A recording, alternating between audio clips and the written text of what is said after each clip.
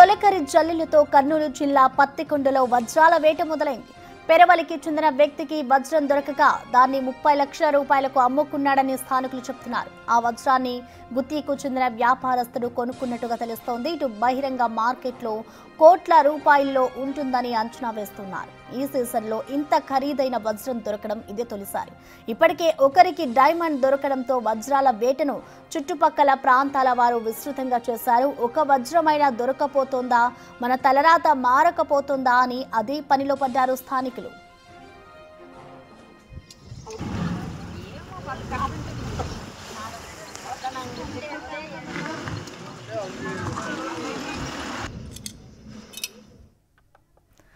ఈ వజ్రాల వేటపై పూర్తి సమాచారాన్ని మా ప్రతినిధి శ్రీరామ్ అందిస్తారు. శ్రీరామ్, చెప్పండి, నిజంగానే అక్కడ వజ్రాలు దొరుకుతున్నాయా, లేదంటే ప్రచారంలో భాగంగానే అక్కడ ఉన్న స్థానికులు అక్కడికి వెళ్ళి వేట చేస్తున్నారనుకోవచ్చా?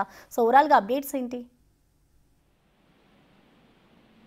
కర్నూలు జిల్లా పత్తికొండ నియోజకవర్గ సమీపంలో మద్దికేరతో పాటు పత్తికొండ పరిసర ప్రాంతాల్లో తొలకరి చిరుజల్లులు ప్రారంభమయ్యాయంటే చాలు అక్కడంతా రైతుల కంటే ముందుగా వజ్రాల వేట అన్వేషకులు ఎవరైతే ఉంటారో పెద్ద ఎత్తున ఇటు రెండు తెలుగు రాష్ట్రాలతో పాటు పక్కనున్నటువంటి రాష్ట్రాల వారు పెద్ద ఎత్తున వెళ్ళి అక్కడే ఉంటూ వజ్రాలను అన్వేషిస్తున్న పరిస్థితి ప్రతి ఇయర్ మనం చూస్తూ ఉంటాము. ప్రతి సంవత్సరం ఏదైతే ఈ ఋతుపవనాల రాకతో తొలకరి చిరుజల్లులు కురుస్తున్నటువంటి సమయంలో భూమిలో ఉన్నటువంటి ఆ పైపొర భాగం ఏదైతే ఉంటుందో అదంతా ఆ వర్షపు చినుకుల్లో ఆ వజ్రాలు ఏవైతే ఉంటాయో అక్కడ కనిపిస్తూ ఉండడం, రైతులు స్థానికంగా తమ పొలాల్లో పనులు చేస్తున్న సమయంలో కూడా ఇలాంటి వజ్రాలు బయటపడుతూ ఉంటాయి. అయితే నిన్న ఏదైతే అక్కడ స్థానికంగా ఉన్నటువంటి పెరవలికి చెందిన ఓ వ్యక్తికి 30 లక్షల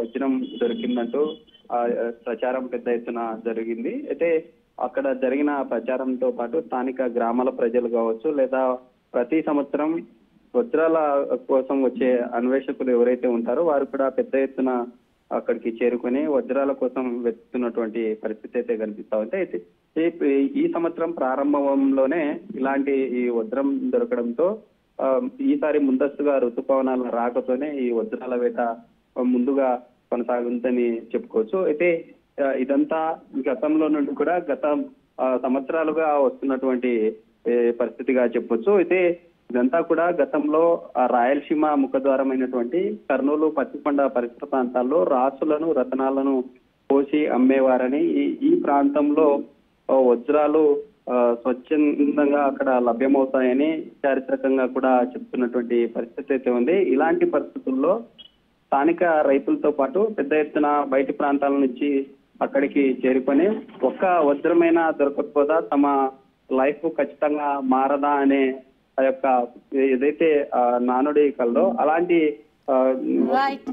వాటి ద్వారానే ఈ యొక్క వజ్రాల కోసం రైతులు కావచ్చు లేదా ప్రజలు అక్కడికి వెళ్ళి అన్వేషిస్తున్నటువంటి పరిస్థితి అయితే ఉంది.